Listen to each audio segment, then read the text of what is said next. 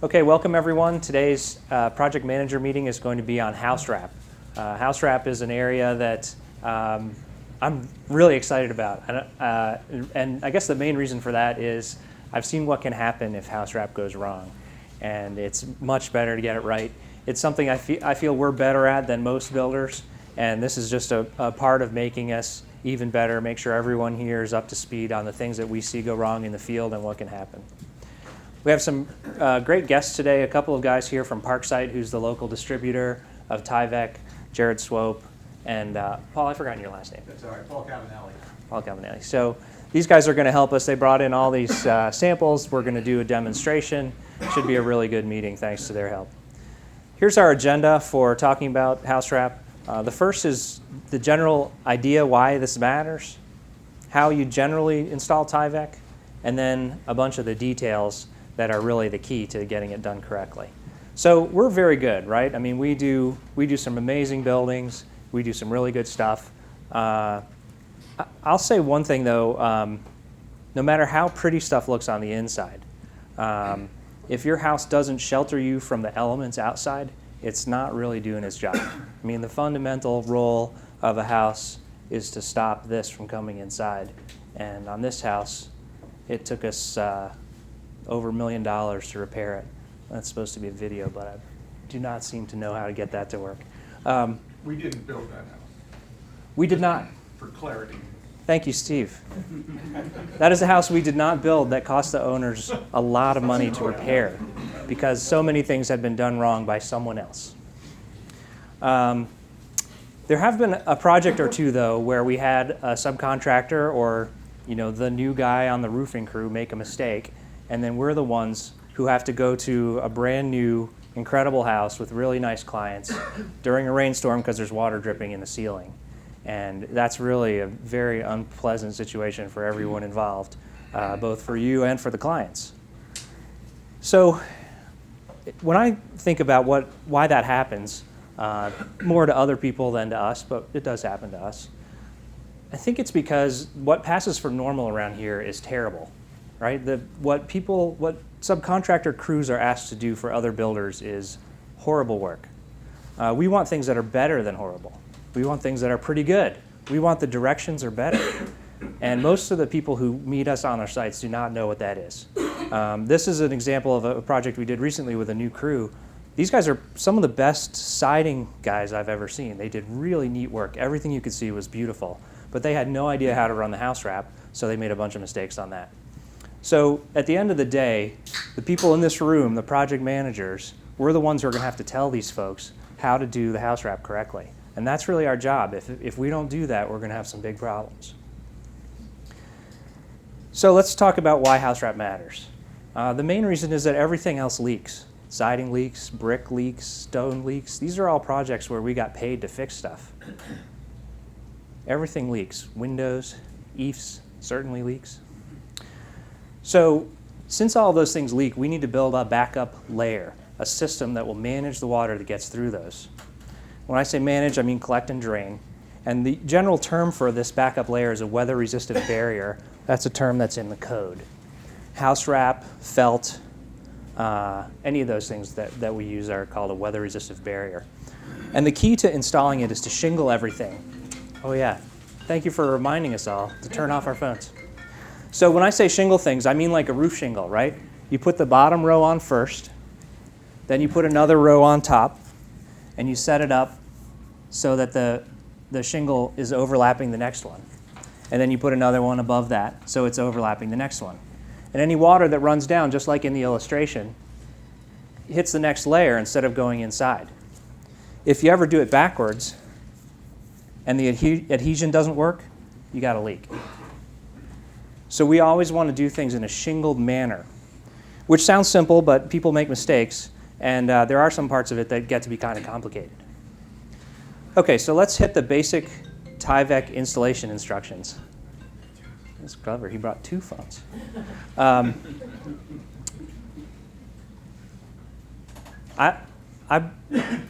not saying this because the Tyvek guys are here. I think Tyvek's the best Housewrap. I brought the Tyvek guys here because I think Tyvek's the best Housewrap. It's very good stuff. It's easily available, and it's There's a lot of, believe me, I could talk for half an hour about what different house wraps. You probably have heard me talk for half an hour about different house wraps, but I think Tyvek's good stuff. You can use roofing felt, but it's not as good of an air barrier. It's harder to work with in a lot of ways, and I'm not sure how long it will last. So when we start to install Tyvek, we're going to roll it out on the house, and the first thing we want to make sure we do is to go below the framing, because water is going to be running down it. In fact, you can even see in this picture right here, there's actually a drip running down the Tyvek, and it was soaking into this at the bottom. So Jared's going to show us on our sample. Yeah, we brought this in. Now we're limited in size here, so we're not going to have overlaps and stuff, which we'll get into with that. But the big thing is, at the bottom of your framing, our framing stops here. We're going to try and get at least 2 inches down past that, and by that we say 2 inches past the sill plate. Now, I know the starter strip for siding and stuff like that. I hear it all the time, and I put up a lot of siding myself. I know a lot of times that might be 1 3/4 inches down, so you're going to have that 1/4 inch. Our manuals say 2 inches. That's what we call out. The most important thing there is that we get down past that sill plate. Reason being, wood is, in nature, wood's designed to soak up water, so it has a lot of capillaries that are going to pull water into it. So when you put your sill plate down, you put a piece of sill seal on top of that, and then you start framing up. If we don't get down past that sill plate, this stops up here, and water drains down the Tyvek, sits right in on top of that sill plate. All this water just is going to soak up through here. And you're going to have, and I'm sure there's pictures that we'll see here later, but you're going to see this ends up rotted out. This will be the kind of stuff that might be okay up here. You can go back in 7, 8 years and grab that with your hand and go like that, just because we didn't do that extra couple inches. So perfect world 2 inches. If a siding comes back and cuts off that 1/4 inch hanging under his siding, it's not ideal, but at least we're past real world issue. Good call. The other thing is, for air sealing, we're going to want to seal this to the foundation in some way or another, so caulk or tape. I know there are situations where taping it is not going to work because you don't have anything covering it. You can't leave this stuff exposed. But we'll figure out something on your job site. Just give me a call. Okay, second point, when you're ending it vertically, 6 to 12 inch overlap. So, pretty simple. Yeah, anywhere, magic number by way of overlaps for Tyvek, 6 inches. All horizontal seams, minimum 6 inch overlap, proper shingle fashion. If you're starting, you're always going to start at a corner, pull yourself 6 to 12 inches past. All your vertical seams, when they overlap, minimum 6 inches. You can overlap as much as you want. Obviously, you're spending more product. But when I tell people, as a rule of thumb, all these red dots are 8 inches apart. So we try to make it easy. If you have a dot here, and this is where your seam happens. If you pull your next one into here, you know you're covered at 6 inches. The other thing this is great for, which you'll touch on here, is with our fastening pattern, we're going to say no closer than 6, no further apart than 18 inches if you're going over OSB or plywood. So if you go every other one of these and then stagger in between these are 36. So every in between these, you know you've got your fastening pattern. It looks neat, it looks clean. The cleaner something looks, happier your client is. If you go out and even if it's done properly, if it looks sloppy, inspectors and end users are going to grab onto that, and they're going to find something that's wrong just because it looks sloppy. That's a good point. Okay, so speaking of fasteners, I'm not sure I ever used a cap nailer to put up Tyvek. Always just a slap tacker, right? Probably a lot of us have been that way. But those are known to leak, and I've seen some really scary pictures behind claddings that absorb water like stucco. So those staples, when they blow in the wind, they get little tears around them, and they're just not good enough to hold Tyvek on for anything more than a few days. So if you read in the directions, you can use slap tacker, not very many staples, tape over them, and then use something else, install your cladding right away to actually hold it onto the building. But otherwise, we're going to use a cap stapler. Now, you guys have this Stinger. It makes it look very simple and easy to do. Yep, we make, Stinger makes these for us. They also make the fasteners and everything to work with it. So we have a couple of options with these. They do make a pneumatic version. I actually have one of the pneumatic ones, and they work extremely well. They I got it Harry's yesterday. This one, which is, this one's kind of the older model. So every time I want a cap to come, I got to hit the trigger. Staples auto feed just like a slap stapler, but I got to hit the trigger. With that one actually self feeds. There's a little lever. Every time you slap, it pops another cap out. So some people like this because it does kind of an all-in-one. You can just use use a slab stapler somewhere. They can use the caps if they don't want to. With that, you can do it. You just don't have to have caps in. But a lot of people that are doing wrap, just like those. But so hit your trigger. That's loud. Okay, very nice. So if anyone uses regular staples, we got to tape over each one, and you should tell them not to use very many because we're taping over them. Okay, then the last point on the general installation is we want to tape all the joints. This is more for an air barrier than anything else. Although on the vertical seam, it also helps keep water out. So we can use the regular 2-inch Tyvek tape when we're doing the seams, except on stucco wrap, right? Stucco or drain wrap, anything drain engineered with the grooves has to have a 3-inch tape. Okay, that's some 2-inch tape hanging around. The 2-inch tape's a lot easier to get. So if we're doing anything with stucco wrap, we want to make sure we buy that 3-inch tape or order it with the stucco wrap. Now here's something that I've seen on a lot of jobs. Even our best subcontractors sometimes don't understand this. Like at Tyvek, it was really marketed very well as an air barrier. You know, the house with the coat on, with the Tyvek coat on. So I think a lot of people have this idea that it's just to wrap up the insulated parts of the house. But we're really using it primarily as a water barrier. So we need to run it all the way up to the top of every wall. So this is one of the key points, gables all the way to the top. And it's much better if we can do this before we put any cornice on, because there's a long joint at the bottom of the fascia board, and that's going to leak if you don't have a good overhang. So we want the Tyvek to be up behind that joint. So this is an important point to talk to our subcontractors about as we're starting the job. Another area that sometimes doesn't get fully wrapped is underside of cantilevers. And part of that is because of job sequencing. You know, how do you insulate that if it's covered? But again, we're trying to make a complete air barrier. So we need to wrap that with Tyvek. This is the method in the instructions. It seems reasonably straightforward. I would just say as a suggestion, it would be a great idea to also use a sheet good on the bottom of that, meaning plywood or thermoply, anything that's more rigid, because open bays with Tyvek will just pump air in and out as the wind blows. Okay, so that's it on the general installation. Anyone have questions on that? Okay. So let's talk about how you handle penetrations. These are small things that go through the Tyvek. Like anything else, we're going to shingle it, right? We're going to have the bottom of it lap on top of the Tyvek and the top of it tuck under the Tyvek. So how do we do that? Here's how you do the bottom. If it's an irregular shape, use a piece of flex wrap. And then you put another piece on top and tuck the Tyvek over the top of it. Now you can see any water that comes down is going out and then down onto the face of the Tyvek. No reverse lapping. Okay, pretty simple. Here's how you repair a large hole. Cut a slit, tuck a piece under, and lap it over. So again, it's just the general shingling principle, but extended out to this situation. And then if you have a flanged thing like a dryer vent, which you know we have these on every project, if you're not mounting it to a block, this is how you handle it. Put a flap underneath the bottom, tape the tops and sides, and then put a flap over the top that's cut in up above. Pretty simple. It's all shingling, all making sure the laps go correctly all the way down. Okay. And for small tears, you can tape. Is there a rule on how small a small tear is? We say anything over a 1-inch by 1-inch Okay. section. So if I just made a cut, I can tape a cut. Okay. It becomes a hole.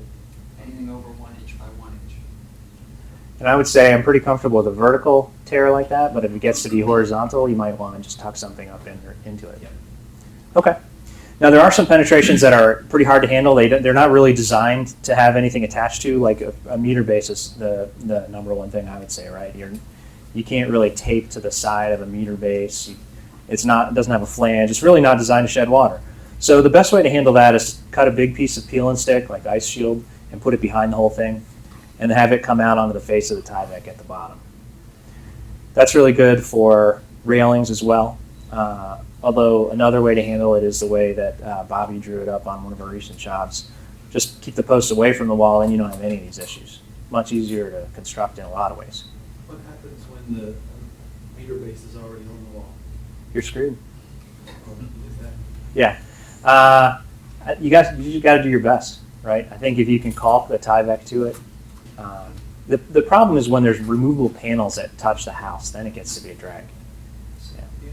The other thing I see there, if the meter box, if you're doing repair work and the meter box is already there and you're just pulling back a small enough portion to get in to do something, if you're installing any kind of ramp there, honestly, even if you're not a tunnel cleaner, you're not having to do that, a lot of people will flash, just turn, obviously you can't turn too far onto it because then it ends up exposed, but even just flash up to it, turn as much as you can on without having it exposed, Okay. and then you can terminate the Tyvek or whatever comes up onto that, or at least you have a direct seal to that box so it's not just coming straight in where it pulls to the top. There you go. And if you use Tyvek tape, it'll probably hold up.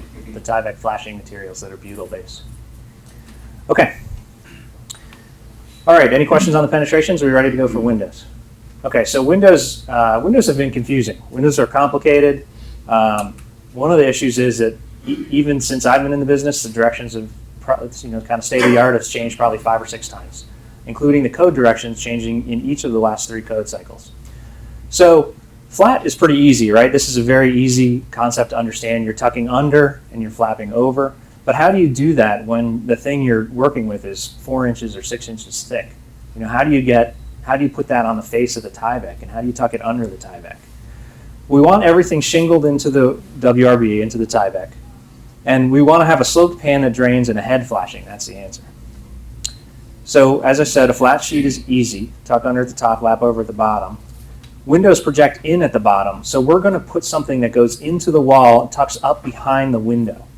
That way any leaks that come through the window are going to be directed out to the outside. You guys have heard of Joe Stiebrek, right, the famous building science guy? He said there's 2 kinds of windows that leak now and windows that will leak later. So this is why we think it's important to get under and behind the window to shingle it in at the bottom. So we'll talk a bunch about how we do that. At the top, the windows project out away from the Tyvek, so we need to put something under the Tyvek that projects out over top of the window and directs any water out over the top.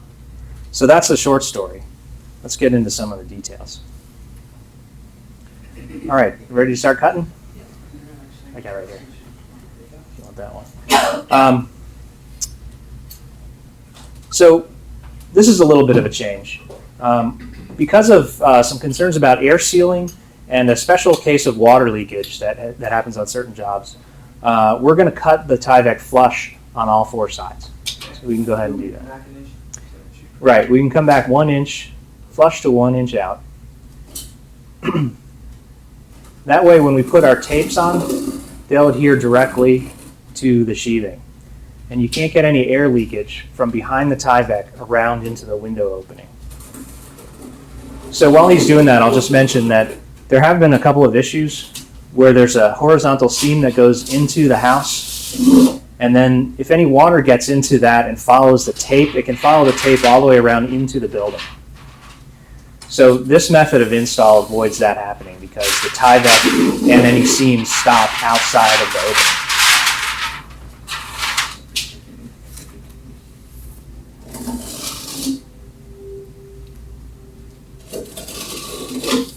The other thing, it's right at the top, first point up there, and you still have guys that have that. I've done it this way for 30 years. That's how it's done.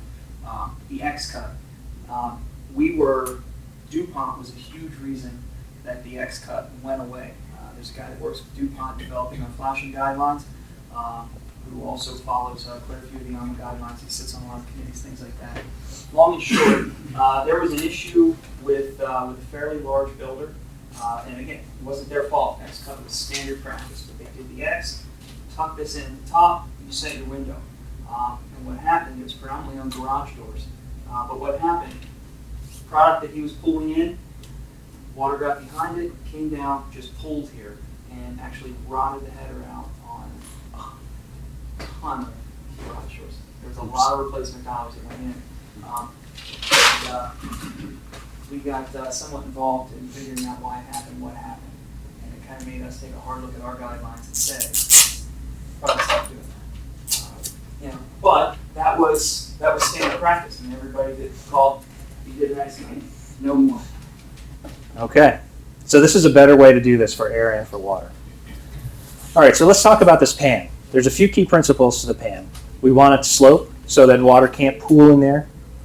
We want it to be water and air stopped at the back, so under the worst wind and rain conditions, air that's trying to get pushed through any tiny gaps can't pull water all the way through the pan and into the house.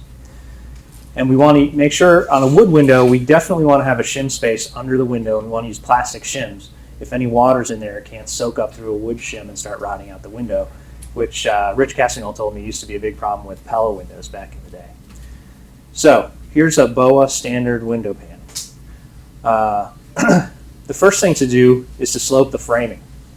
And we're not going to demonstrate this, but the best way to make a slope under your pan is to just knock the rough sill up a little bit, 1/4 inch, 1/8 of an inch. I mean, you can literally just use a hammer and tip it up 1/8 of an inch. Sometimes there's multiple layers, like in this picture, and someone shimmed it up for the window height, so you can shim under that. So you jam a couple of shims in there, and your rough framing is now sloped to the outside. Voila, you have a slope. You don't need to buy anything. You could do that, but it's very expensive. It's a lot more labor. There's really no reason to. The second thing we want to do is make sure we're ready for our cladding. So we'll talk more about this in another meeting, but if you're doing masonry, we want to make sure our masonry sill through flashing is already attached before we put the pan on. So can you actually go ahead and tack that at the top? So we've been holding these down about 1 inch. It makes it so that it's less of a hassle for the window install. You know, if you put 12 layers of material down here at the bottom and then try to push your window in, it won't go in far enough. Your extension jamb won't be long enough. So if you hold this down a little ways so that the flange isn't really resting on it, it'll help with that. So we want to do that first so that we can, any water that drips out of the pan or off the side flashings will go straight out through the through flashing. Okay. As I mentioned on that slide, with stucco, how you do that varies. With siding, this is optional. You don't need to do this, but you can just use a strip of Tyvek and put it underneath the window pan. And then any water that gets in around the window, if that pan is left or that flap is put on top of one of the pieces of siding, it'll come out of the wall right away, right below the window, rather than traveling down through the siding. So it's a little bit better. It's not 100% needed, but it's a little bit better.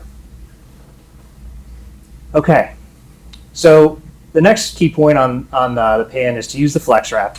It comes in 2 different widths, right? Yep, we have a 6 and a 9 inch. Since you guys have predominantly 2x6 walls, you're going to end up with a 9 inch piece. Yeah, that's this. Yep. Right. The big difference, obviously, the width. But the other thing, with the 9 inch wide piece, we actually have an additional release paper on the inside. It's about an inch wide piece. The reason that is there is so if you guys are doing the back dam, if you have a sill pan that you're going to put in addition to this, and you want to attach it to it, you can actually leave that last release paper on, and when it comes time to adhere to that, or when if it is just a back dam where you're going to rip down a 1x or just plywood and sit it in there, you can actually leave that release paper on until you do that, pull that off and stick it to it so you have a full bond and stuff. So you saw how I folded that back so it would break, and then you can peel off this middle piece. You leave the inner piece on, and that allows you to flap this up behind a door or behind a window later. It doesn't get stuck to the floor or stuck to the framing. And then you peel the middle piece, or in the case of the smaller tape that's for 2x4 walls, you peel the back piece. But you leave the front piece on when you're doing it. I mean, this stuff is so sticky. Believe me, especially if it sticks to itself, you're pretty much throwing it away. Yeah, leave the paper to on. Itself, throw it away. Yeah. But yeah, what I found to be the easiest way to install this is to leave that outermost release paper on, predominantly because it helps hold some of its dimensional stability. You don't want to start stretching it until you're fanning it out anyway. You don't want to put it in and think, oh crap, I only gave myself 3 inches out this side, I'll just stretch it that less too. So what I found is if you kind of hand it like this, if you're dealing with a smaller window, obviously you have some help hopefully if it's a double or triple, but find roughly where your center is, drop that in,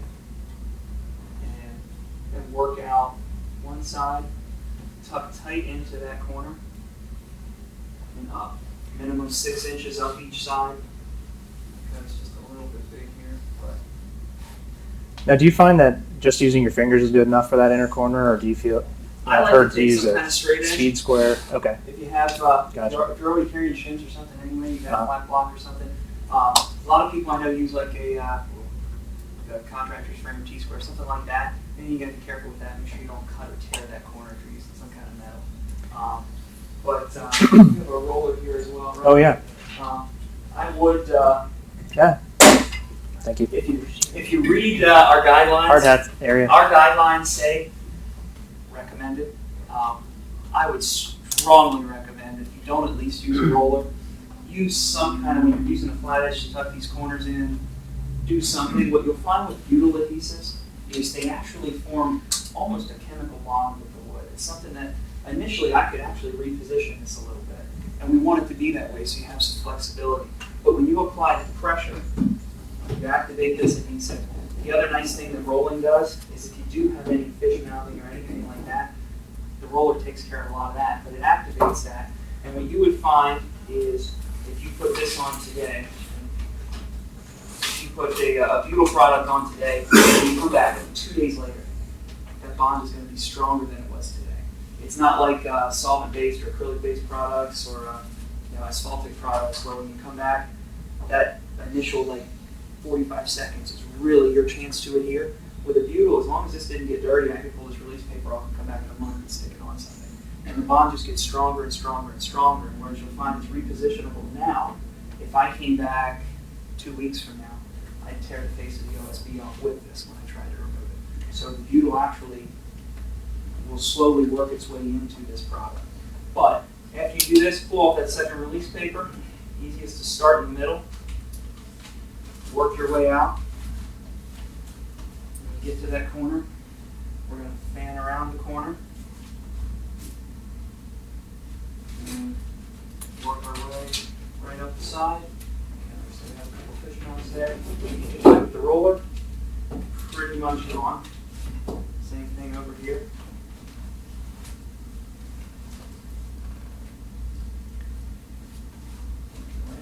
So this is pretty doable if you install it correctly, which is with the back edge of it close to the back of the framing or even hanging a little bit in. Sometimes you find people who started in the middle of the sill and go out from there and they have 4 inches of it hanging out and you just can't stretch it that far.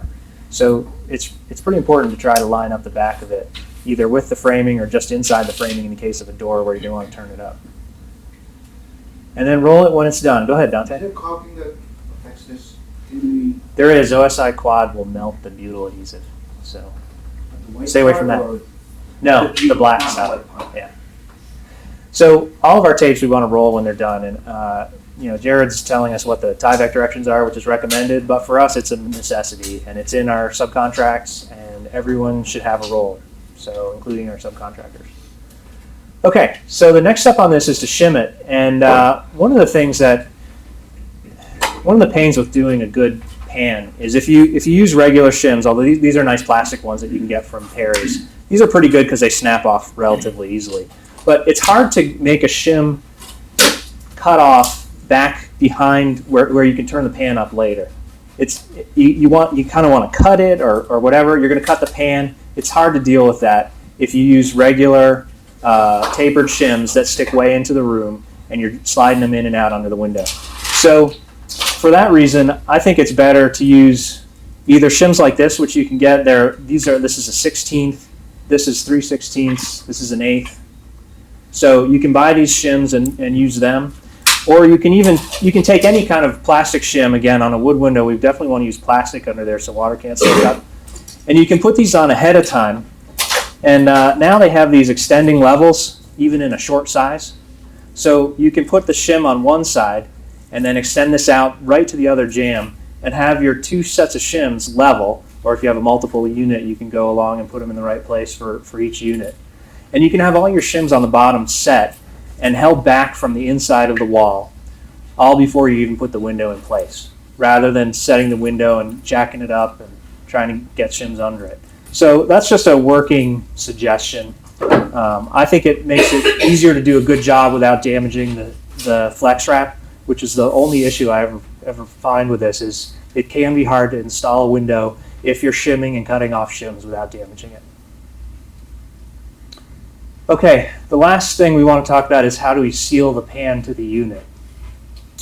So on the doors, Tyvek's instructions even include all this. They talk about how to fold it up, either out or in on the sides, and then how to hold it in place. So on a door, I think this is the best way to do it if you can. You have to cover it with trim. So you can see in this picture over here, they've installed a piece of trim that covers the top edge of the flex wrap. This works when you have a significantly thick floor and you're not going to, you know you can get a piece of trim in there. So in this case, the flex wrap came out and then it was turned up because that release paper wasn't stuck to the floor. Another way you can do it though, and I think this should work just fine, is to fold it all the way over right as you're going to install the door, and you drop the door directly on top of that because it's sealed to the bottom. And then one of these two methods, or something a lot like it, is going to work on your window depending on the configuration of the sill and the extension jamb on your window. You might be able to turn it up and not have to cut it off, and you'll be able to cover it with a wood sill. You might be able to flip it down. You might be able to just caulk it directly to the window. So one of those things we have to do, though, to stop water and air from being able to blow in under the unit, you have to seal the pan to the back side of the unit. Okay? All right, there's a couple other things you can do. Back dams are another way of dealing with the back side of this. The issue we've always had with those is it's really hard to shim a window if you're doing a back dam. There are other pan methods. There's pre-made plastic ones, fluid applied ones. I think all these are either more expensive or not as good, or both. So that's why we're recommending the Tyvek one. If somebody came out with a $2 plastic pan that always fit, maybe we'd change over to that. But right now, I think the Tyvek one is the way to go. Okay, so we have our pan sloped to drain. Water and air stopped at the back, and there's shims under it. They're plastic so we don't rot the window. We're in good shape. Any questions on pans? Go ahead. So you used to put the doors. Uh-huh. Take the Tyvek, instead of waiting, putting in the door, and then folding it up to the back of the door, just fold it, put the door on top of it? It's right in the directions. Okay. Yep. Yeah. I think it's better to tip it up. I mean, there's a I've seen water go through doors a lot. Thresholds and jambs don't seem to be gelling together. So if you fold it up, you get all of that. You're talking after, put the door in, fold Put the door in and fold it up. I think that's a little bit better. But there are doors or flooring that doesn't, if you're putting like a very thin floor, you just don't have room to cover it, right? So, good question. Okay, let's do the side jambs. One of the main points on wrapping sides is that we want the tapes that we're using on the side to go at least 2 inches past our exterior trim. That's because there's a vertical joint in the siding, or between the masonry and the trim. We want to cover that. So we're going to switch over to using a much wider tape. You got it right there. I trimmed this down actually Okay. because I have a 2x4 wall. Since you guys Right. are doing a 2x6 wall, 9-inch wide straight flash, 9-inch wide flashing tape, you can do this with either of those. And I trimmed it down just so it's not sticking way out, and then I look bad on film. But so I trimmed this down. But so in the past, and this is still acceptable, still warrantable. I think it's a little bit more robust and a better detail what you guys have decided to go with, and we've actually added it to our guidelines. But in the past, we would do an eye cut and pull the Tyvek in the jambs. Again, still doable. What we found, and we're kind of taking this from the commercial world, particularly as air barrier requirements have gotten more stringent, is we're seeing some people say, well, I really don't want to pull these in. Even if I get an interior seal at the window, when I've got this wrapped in, there's potential for water if there's a pressure difference. There's a potential for air to come in through there. So you can either cut this flush, or what we've done here is we've actually held it back about 1 inch. Nice thing about holding it back 1 inch is we're tagging here. We're also tagging this sheathing in the front. So what you'll do there, similar to how we do the flex wrap. Sit right in here. And as far as how far you come in, the only thing that I would recommend with this, and since if you have a flange, you're gonna treat that anyway, it's not a huge deal. I would recommend getting in, we say 2 inches any critical interface. So you want to get 2 inches onto the Tyvek, 2 inches onto the wood as a minimum. But I would recommend getting, for the sake of continuity, just past that interior leg of the window. That way when you do that interior air seal, now with foam like you guys use, it's going to fill that cavity, so not as big of a deal. But if you use sealant, you should get in past that inside leg of the window. That's a good point. And just turn this out just like that. We'll do that on both sides. Yeah. So again, it doesn't have to go all the way into the inner edge. It's nice if you can see it after the window's installed because you can seal to it if you need to. but you don't have to. And then I like the 9-inch, the full 9 inches. I think it's fine if it goes 6, 8 inches out on the face of the wall. That's great. That's more protection. And then one of the key points here is to make sure that it's wide enough to cover the vertical leg of the flex wrap. Isn't that right? Correct. Yep. Again, from a shingling perspective, Yeah. if we're not covering that, kind of like tucking your raincoat into your boots. Don't want to do that. All right, so now we're ready to set our unit. We're going to caulk the tops all the way, full bead all the way across the top and down the sides. And then at the bottom, we're going to do what's called skip caulking, which means we caulk a lot of it, but we leave 2-inch gaps between the pieces of caulk, and that leaves a weep space for water to get out. This is a good contractor. He's rolling his tape.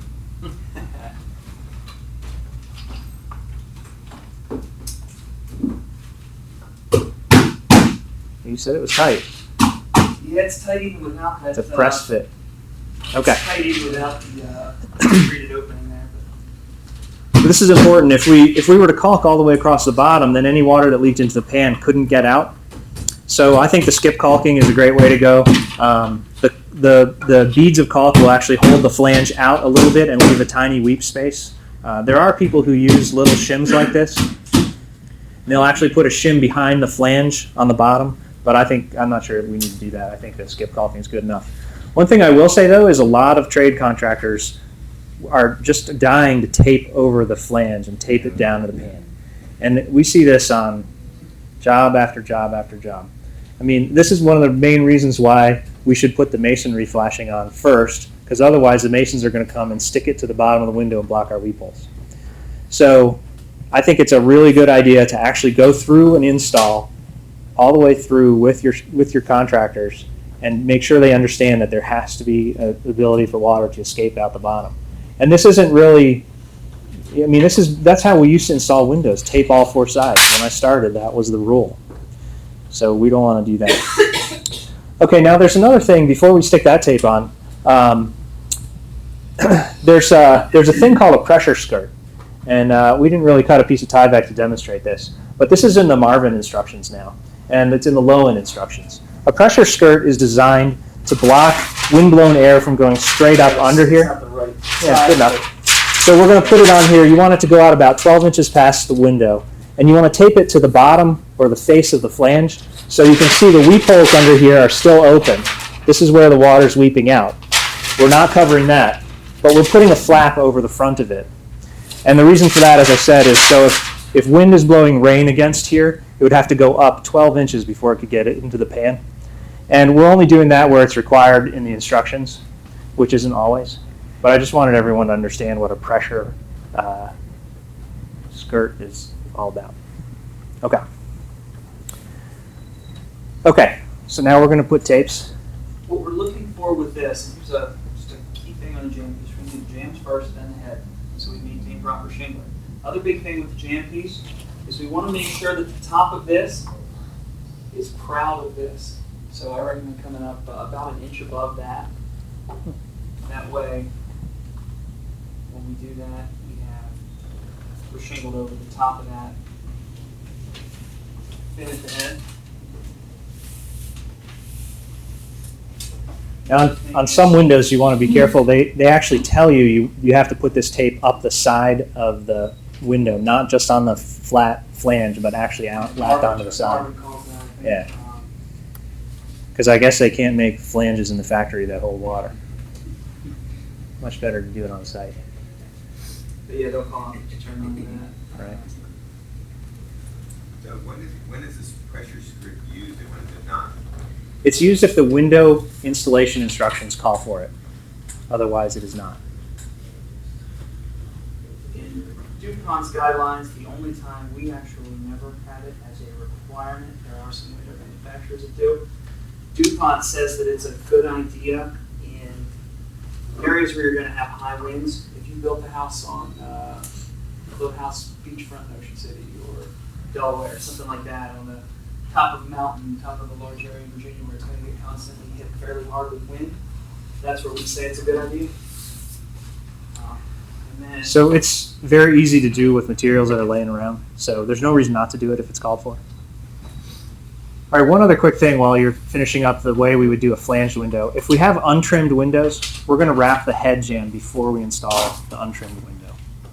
So this is a picture. I have no idea what job this is from, but we're installing it. We're wrapping the head of a window. So here's another weird thing. If you read the directions, a lot of units, even flanged units that come with a head flashing on them, say you still need to add a metal head flashing. So everyone knows you can get metal head flashing from T.W. Perry for $5 a stick. It's an in-stock item. You just stick that on before you put on the head tape that's on there, if the window manufacturer calls for it. Or on any wood window, obviously, we're still call for it. All right, so we're going to tape over the flashing, and one of the keys here is you can see that that top piece is all the way up onto the OSB, and if we had pre-wrapped the head, or if we had a metal flashing on there, we would want to make sure we used a piece that was wide enough to get all the way up onto the OSB. Yeah, in this piece, we want to make sure, again, like we take the OSB up here, these corners where this overlaps, we want the head flashing to be proud of the top of this and outside the outside of this. Doesn't have to come out 4 or 5 inches, but you want to make sure that you're outside. You go past. That way, again, because you see most adhesives, most flashing products, that outermost edge doesn't have adhesive on. So by covering the top of that, it makes it hard for water to keep hitting it over a 15-year window. That can make a difference. Yeah. When we install a piece of head flashing, how far past the window do we want to go? That's a great question. So generally speaking, you want to be flush with the ends of the window. I think the best way I've seen to do that is to actually cut it a little long and turn up the ends, maybe 1/4 of an inch, so that it's sort of end damped. There are some stucco installations where you want to go out to the edge of the stucco bead, which is a 1/2 inch on each side. Other than that, it's flush. Okay. Once the unit is installed, we're going to seal it to the jamb, and we're going to use can foam, or have our subcontractors use the foam kits. Again, there is a big difference between if you're using a long tapered shim that goes all the way from the inside of the building to the back of the window trim, or if you're using a smaller shim that only occupies part of that space. So if you can manage to use these shims, these U-shims, they're not very deep, so you can get a continuous bead of foam all the way up and down the window. And that's going to air seal much better than if you have shims going all the way through, which we recently saw on a very unusual job that had a lot of defects. But one of the main ways it showed up was water that was leaking in the windows was coming in through the shims, which went all the way through the foam. So if the shims weren't there, the damage would have been less. So we're doing a lot of other stuff that they didn't do on that job. I mean, we have much more tape. We're doing a much better job. I think it's okay to use the tapered shims, but if you can figure out a way not to, it's better. All right, any questions on windows? Okay, cool. All right, we're most of the way there. Let's talk about our last thing here, transitions to other elements of the building. Okay, for some reason, roofers who put shingles on all day long, every day, somehow can't seem to figure out that they need to shingle the house wrap over their roofing. So this is one where I was in a brand new house and water was pouring in through the ceiling because it wasn't lapped over per the directions. So this is what Tyvek says about it: lap over everything. And this is the page from the Hardy panel installation instructions, which is a great book. As you can see, water resistive barrier laps over the step flashing and the roofing felt. And I'd just like to take a quick detour here through the roof wall intersection because it's an area where we have 2 different trades. It's really on us to make sure this gets right, and a lot of times it seems to be very challenging for people. So the first thing we want to make sure we do is wrap the roof paper up the wall. That backs up our step flashing. Water and snow can blow through step flashing under certain conditions. It's very important that the roof paper turn up the wall, and the right number is at least 5 inches. That way you can see it when the 4-inch step flashing is on. Now, what's wrong with this picture? That's right. This isn't lapped correctly. Yep. So they should have cut the Tyvek and tucked this under the Tyvek. Is there a problem putting a second layer of Tyvek? There's no problem at all. In fact, the easy way to fix this is to take your knife and cut right here and tuck something else under it. Yeah, if you had Very easy to do. as the example, just say this is the flashing that's coming up there. could cut another strip right there like that. Shingle a piece in like this. Shingle it Take in. that seam back off. Yep. And now, obviously, we got a window here instead of flashing it. But you can see everything shingled back in. And Right. That's the easy way to fix that. Just keep it all shingled in the correct order and you're good. It's a very easy repair, but it's better to talk to them ahead of time. Okay, we want to make sure we have a kickout flashing. This is another thing that's in code that BOWA is required for 10 years, but our new trade partners do not know about and have never seen them and don't know what they are. Why do we need kickouts? The last step flashing, if it's behind the exterior finishes, it's going to pour water into the wall. You're going to have mushrooms growing out of your siding. You're going to have water pouring through a window and rotted wood. So you really need to get this right. Kickout flashing is required. We also want a 4-inch tall step flashing. Why? All of our claddings now require 2-inch space. Hardy panel, if you don't, you get freeze thaw damage. Cedar requires it. Stone, adhered stone requires it. 2-inch step flashing is not tall enough, so we want a 4-inch step flashing. All these things, now we've worked with a particular roofer for over 10 years, but he hired a new crew recently, and they came out with 2-inch step flashings and no kickouts on the job. And he wrote me a personal email. I'm really sorry that happened. I'll make sure that won't happen again, but it happened. We have to be watching. Are all of these in our trade standards now? They are. Yep. Yes. They're all in code. Go ahead, Tom. Hey, just even if you're using, it depends on the roofing material too. Mhm. 4 inches may not be good enough. You gotta just True. figure it in like heavy shakes or other roofing materials may have to come up 6 inches and 8 inches. I usually try, my last one was heavy shakes, so I had to come up 6 inches. So. Okay. Oh, because they're so thick. Right. Yeah. By the time you put 3 layers, you're all up 2 inches already. Yeah, that's a good point. So kickouts and 4-inch step flashings are available at Home Depot. So there's really no reason that this can't happen. It's better to get the ones from the roofing places because they're a little bit better, but you can do it. All right, any questions on that? Okay. All right, here's another area that we've had some issues with. This is a not we did it issue. This is a house we were repairing. Took out a stoop that had some issues, 24% water instead of 12 or 6, which is what you'd hope for. Termites making tunnels through the spray foam. Something I'd never seen before. So if you pour water into a place and keep it wet, you're going to have an issue. Talk to a couple of pest control guys. The stoops is where termites get started on houses because the wood is trapped between the masonry. It's always wet. They're flying around looking for places with wet wood. They start a nest in there. Then they swarm in your house and they get everywhere. So protection between the concrete stoop or the masonry stoop and the wood is very important. We don't ever want to see this. We want to see this. You can either use a fluid applied waterproofing. This is that Vulchem stuff. You can buy this at commercial places. I think Standard has it. I know Cantilevers does. Or you can use heavy duty sheet material. So this is going to block off the framing from touching the masonry. And you can even add a gap membrane, either a dimple sheet of some kind or something like that that has a space. Not 100% sure this is needed, or even if it's a good idea, I feel like it could be actually a pathway for termites to move around. But that'll give you another layer of separation. All right, another area where we have to be careful with the water management details is deck ledgers. So if you just slap a deck ledger up against a house, water's going to get back in there. And water will eventually soak through Tyvek. Tyvek does allow moisture to go through. So if you keep it wet on one side, the moisture will build up on the other side eventually. So these are examples of things we've taken apart that have had issues. The best way to do this is to just use a piece of self-adhered flashing like ice guard membrane and run it all the way across, maybe 4 or 6 inches higher than the ledger, and then attach the ledger onto that. Once you've done that, the rest of the house is in pretty good shape, right? It's a self-sealing membrane. It's totally waterproof. You really aren't going to have any problems behind the ledger.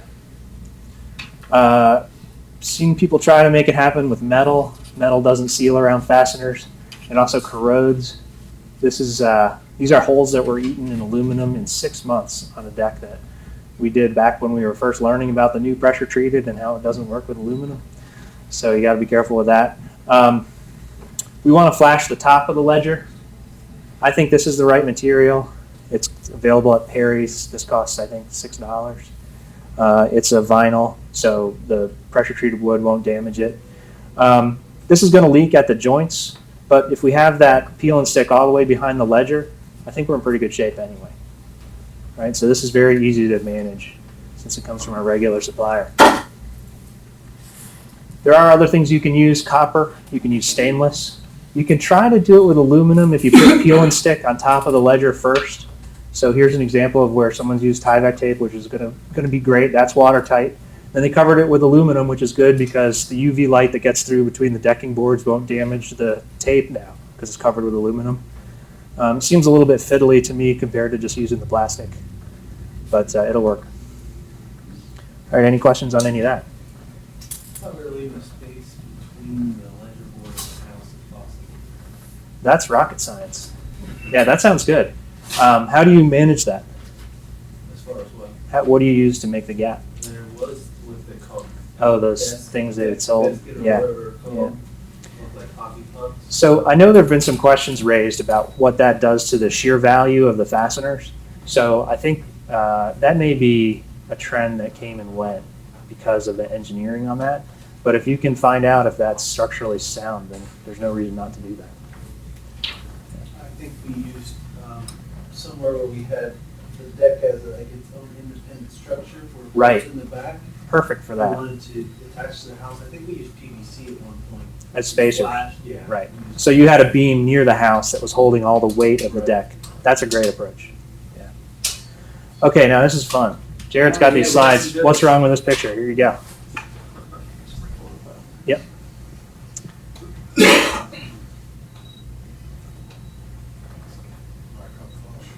Wow. Oh my God. Somebody had too many staples. Look at all the staples on that thing. This is where we were talking earlier. You brought up, if you're going to use a slot stapler, that's fine. If one's good, 100 isn't better. So I did a couple things with this. One, yeah, we know where the studs are. Fun with a stud file. But at any rate, what we say is 4 per square yard, so roughly every 3 feet. If you're just using a cap, not a cap, but just a regular stapler, it's a temporary means of fastening. When it hits behind that, it's easier to pull out through that than a cap. If anything moves around, then you have holes and tears. So tape over them, like Doug said. If you're going to do this many, you're taping all that. The other thing I'll say, when you do your windows, give yourself a few inches between the window when you put even a cap staple, because otherwise what happens, if I come back 3 inches from this window and slap a cap staple or staple in there, then I have potential on the edge here for that to actually go around that, create a mouthful of water to come in. But way too many staples, but it looks like that's an airline. Excessive staples. So this is what we talk about. Behind the flash. Tuck behind the step flashing. Raincoat stuffed in his pants, it's not going to be a good day. Got a couple here. There's too many staples. Too many staples, and he's got the head pulled in. This was an X cut, so now we got a potential for pulling water there. There's also no tape at the horizontal seams. So there's a few there. Wrapped into the head, the big one, but.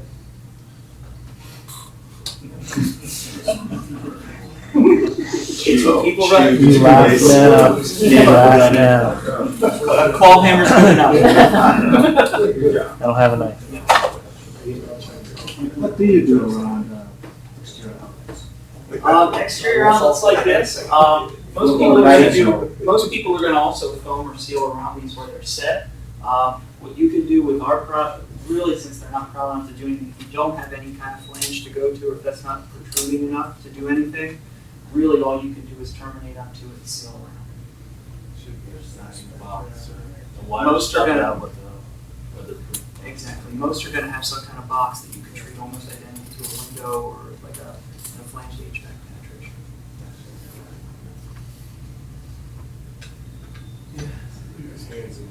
Got his hand in the cookie jar. Reverse shingle. I think again, I tell nobody would start shingling a roof at the peak and work their way down. Wall's no different. Water's going to run just as quickly or quicker down walls as it does roof.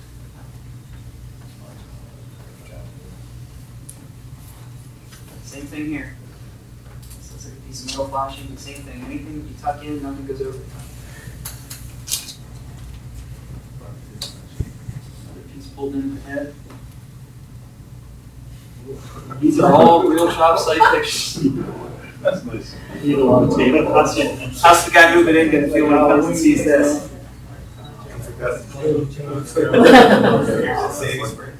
Yes. This is how it should look. Clean, neat job. I like to see the Tyvek level facing out with that logo. That being said, it is a wise tale that it's got to be facing upright and outward for it to be effective. We started that one, but the cleaner it looks, less people are to dive into it. You can see they've got all the way up on all the gables, underneath any of the roofs that come out. They're ran down below where the actual framing would stop over the foundation.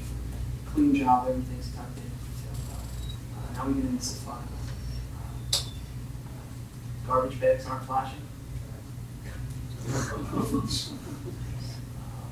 Neither are chip bags.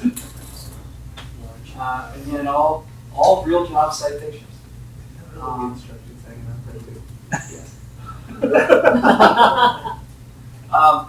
With this one, a couple of things here. And we didn't hit this, so I will. We don't want these bottom pieces, again, it's getting very nitpicky, but from a shingling perspective, if you just do a sill piece, we don't really want that sill to come out past your jam flashing. Again, if water comes down, So this keeps area getting right back, here. fills it back, you got a direct line in. We The other don't thing, want there's a that. bunch of slap staples. In these products are self-sealing, but short of putting trim over them and stuff like that, I promise you this butyl will stay. You don't have to staple it on there. There are some other flashing manufacturers that actually in their guidelines say, stick on the wall, staple in place. What about the dead of winter cold? Primer, this will go down to 20 degrees without a primer. You can use 3M It's good stuff. HS90, This DuPont is so much primer. better than that. There's a lot out there that won't go under 40. Ours will go Yeah, to 20. basically we have a problem with really cold and making it stick. Yep. You treat it Well- up and roll it on there. Couple of You can things tack that it I'll if you need recommend on that. I've actually done it down in low teens without a primer, but use a primer. If it's under 20, use a primer, but keep it in your truck, keep it in, don't set it on a job site. If you know it's gonna be 10 degrees overnight, don't set it in a house that's not closed in and let it sit there.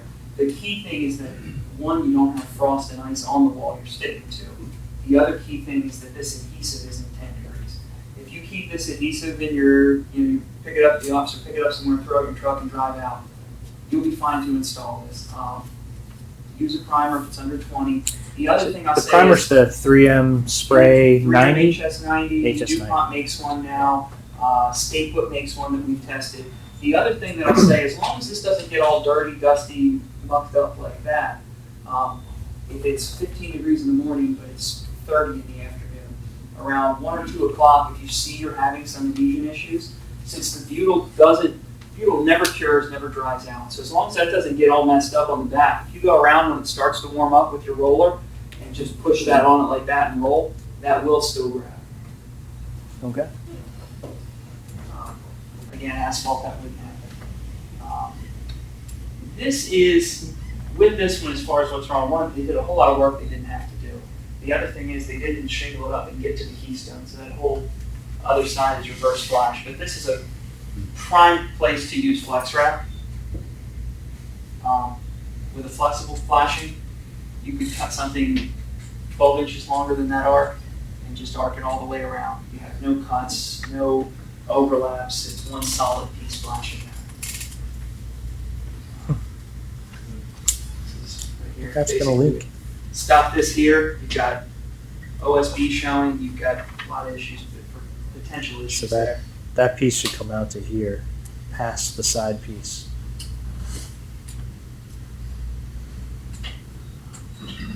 This is extremely common. When you look at it, it's blown up and it's in our faces, so it makes you think, why would anybody do that? When you use, even for instance, our straight flash, if you use that as a sill flash of a product that can't flex, there's no way to make it cover this. So what you're stuck doing is cutting a piece here, and then coming back in and piecing little football shapes over all of the places that you couldn't cover with the product. If any water gets into the window assembly, that's the only place it's going to go before it exits. So now you've got the risk for just gaping holes, or even just pinholes if you really do a good job of installing it, where water can get in. That might be the number one thing I see on our jobs is people who don't know they need to use a roller and they haven't rolled their tapes. Sometimes they're using an off-brand tape, not the Tyvek, and it's just not sticking. It's useless if it isn't stuck. And what we find with a product like this, I'm familiar with this, is an NFM product. It's an asphaltic-based product. Big thing with asphalt, and they're out there. We actually recommend people use them in situations where we don't have a through wall or we don't have something like that. So there's nothing wrong with the products. But like you're saying, dead of winter, under 40 degrees, not going to do a thing. The other thing is, as soon as you pull off that release paper, you'll immediately smell it all gassing. It's a solvent-based product. So one, you run into some potential compatibility issues with certain types of vinyl, foams, things like that. The other problem is, as soon as you tear it off, if you don't have it stuck immediately and exactly how you want it, that's your opportunity. That's immediately starting to dry. And you go back like this, really the only remedy there is to tear that off and put a new piece on. All right, any questions for Jared? What about finishing off that head flap? Are you going to spend 2 hours driving in the car with him today? You drove second. Okay. To this? Yeah. To finish this, yeah, we could hit that real quick. But as far as finishing that, you could do it with a 2-inch or 3-inch Tyvek tape. Do it with flashing too, but it costs a lot more money than you have to.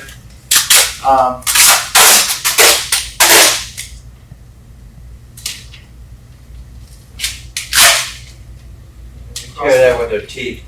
Yes, you can. You can't tear it without putting some kind of cut in. You have to sharpen them.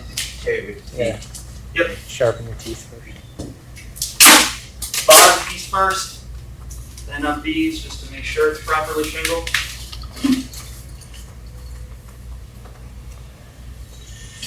Do your rocket scientists have some idea how long the adhesive on that tape is going to hold up? Yeah, funny thing, I think it was actually Joe Lestivic, he does not work for DuPont, but he did a project, actually, I haven't read the article yet, it just got recommended to me, but I was told, we say life of the product with this, sticking Tyvek to Tyvek. This is seam tape, it's Tyvek to Tyvek. It's not window flashing, it's not acrylics, genuinely don't stick phenomenally on OSB, they don't stick, but if you're going Tyvek to Tyvek, it's not going anywhere. And what, actually I believe it was, again, I think it was him that did it, but when he pulled everything off of this, he went back and looked at it years and years down the road, he said the only tape that actually held up was the acrylic seam tape. There you go. He used an array of products.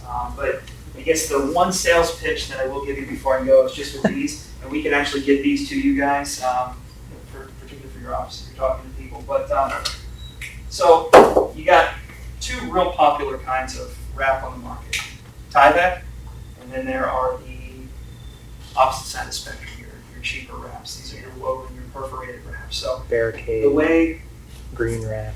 Green Guard, Barricade, Dry Lines, LP product are made is they basically take weaves of plastic, you can see it looks just like a checkerboard or a basket, weave those together.